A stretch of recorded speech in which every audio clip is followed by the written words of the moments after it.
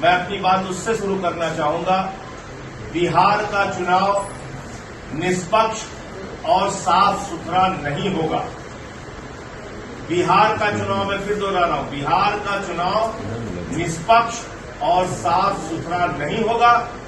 चुनाव आयोग ने बिहार के चुनाव को चुनाव से पहले हाईजैक कर दिया है। और ये बात मैं इसलिए कह रहा हूं कि जिस बात की कोई जरूरत नहीं थी, विशेष गहन पुनरीक्षण SIR आपने शुरू कर दिया।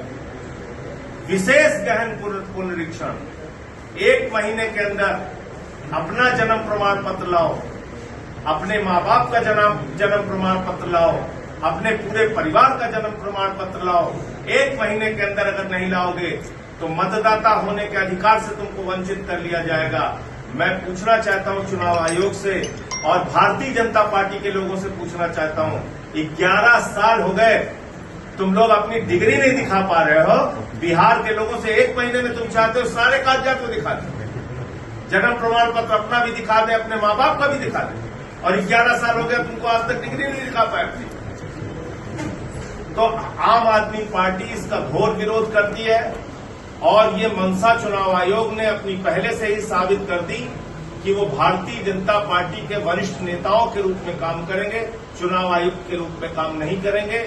ये गैर जरूरी, अनावश्यक बिहार चुनाव को घपलेबाजी करने के लिए विशेष गहन पुनरीक्षण यानी कि SIR को थोपा गया है बिहार के लोगों के ऊपर। मैं इसका सबसे बड़ा भुक्तभोगी हूं। दिल्ली के विधानसभा चुनाव में, जहां लोकसभा चुनाव में 4 वोट थे, उसी मंत्री के घर में 33 वोट बना दिया गया, 26 वोट बना दिया गया, 28 वोट बना दिया गया मंत्रियों के घर में। और इसकी पूरी शिकायत जाके हमने चुनाव आयोग से की, लेकिन हमारी एक भी नहीं सुनी गई। दिल्ली के चुनाव में लोटा बांटा गया, साड़ी बांटी गई, जूता बांटा गया, चप्पल बांटा गया, रुपया बांटा गया, स्याही लगा दी गई पैसे दे देके। केजरीवाल साहब को हरवाया गया, हमारी पार्टी को हरवाया गया, कहीं हमारी बात नहीं सुनी गई। और बिहार में वही साजिश चुनाव आयोग और भारतीय जनता पार्टी ने रची है। और इसलिए मैं फिर दोहरा रहा हूं, चुनाव आयोग ने बिहार के चुनाव को हाईजैक कर लिया है। निष्पक्ष चुनाव यहां पे नहीं होगा। अगर सुप्रीम कोर्ट ने 28 तारीख को कोई फैसला दे दिया, बावजूद इसके चुनाव आयोग अंतिम दिन तक, प्रमाण पत्र मिलने तक घपलेबाजी करेगी। इसलिए मैं बिहार की जनता से हाथ जोड़कर अपील करना चाहता हूं, आपके पास बड़ा मौका है, इस बार इकट्ठा होके इनकी जमानतें जब्त कराइए। ये चुनाव आयोग के साथ मिलके घपले करने का काम जो भारतीय जनता पार्टी ने शुरू किया है पूरे देश में, ये बाबा साहब के सपनों को कुचलने का काम है, ये लोकतंत्र की हत्या करने का काम है, ये आपके भाईचारे, आपकी संप्रभुता, आपकी एकता, आपकी देशभक्ति पर एक बड़ा जबरदस्त प्रहार है।